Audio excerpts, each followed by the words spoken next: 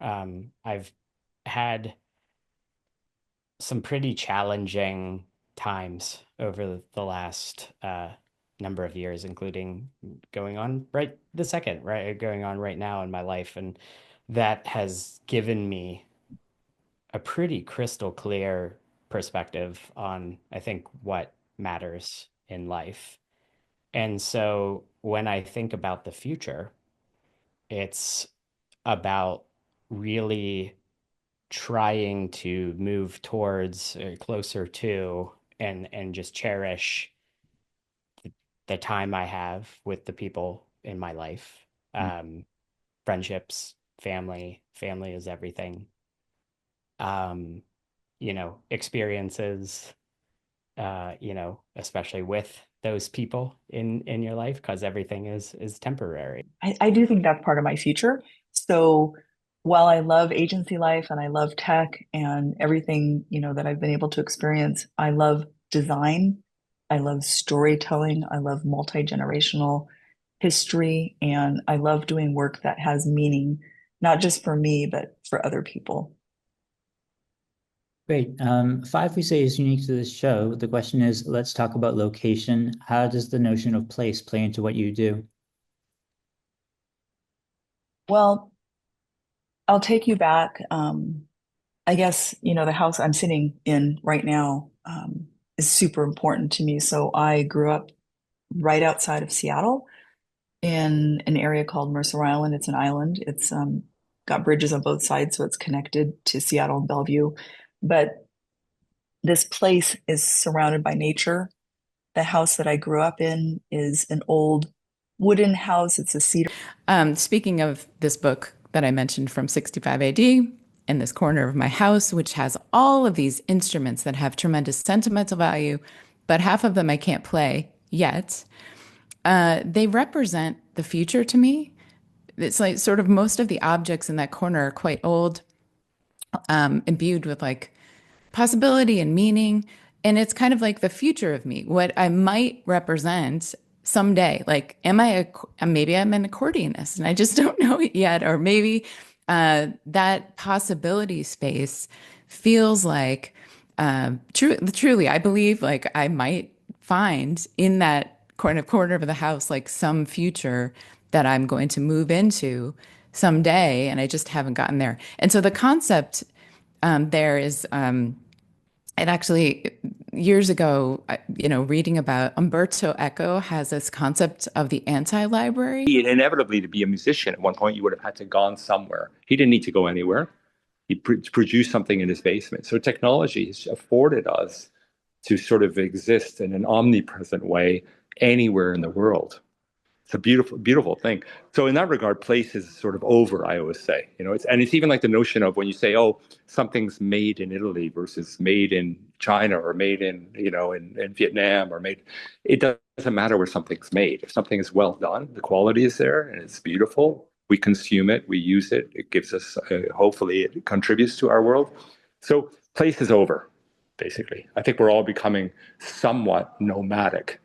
And my personal thing is that I've traveled so much in the last 30 years that even though I live in New York, a lot of times spend more time out of the United States per year than I am in the country, meaning that I don't really see New York as my home. There's no other way to do things for me.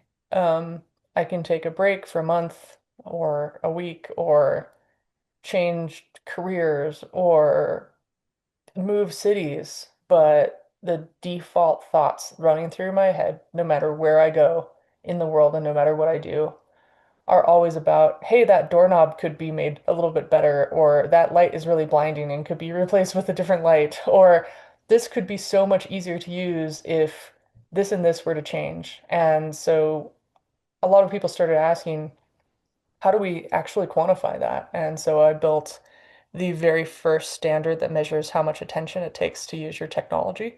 And it's an 81 point certification model. So it looks at your primary attention, your peripheral attention, the durability of the device or system, light, how it communicates to you through light, sound, and then material design. and and your community and your local government and your state government and your federal government. And these are all conditions that really sort of truly adjust the way of what your future lies. A lot of people say it's in your hands. You could say that is, fairly true, but there's always things that will sort of, there's always curveballs that will sort of hit home. And I think that to be a little bit more specific, and I don't want to be overly nebulous here, it's really for me to sort of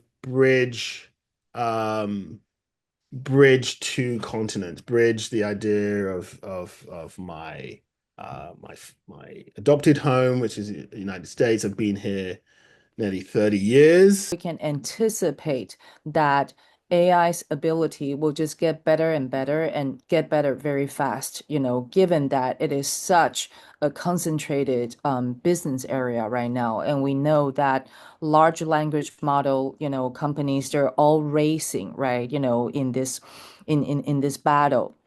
So we can anticipate that AI's ability is going to improve pretty rapidly, but what we don't know is how all the technology, changes are going to intersect with what we do precisely because we just don't know, right? And new capabilities just emerge also so rapidly. You will see an announcement of a new particular capability, right? On social media, and all of a sudden, the next thing you know is that millions of people are trying that, are using it.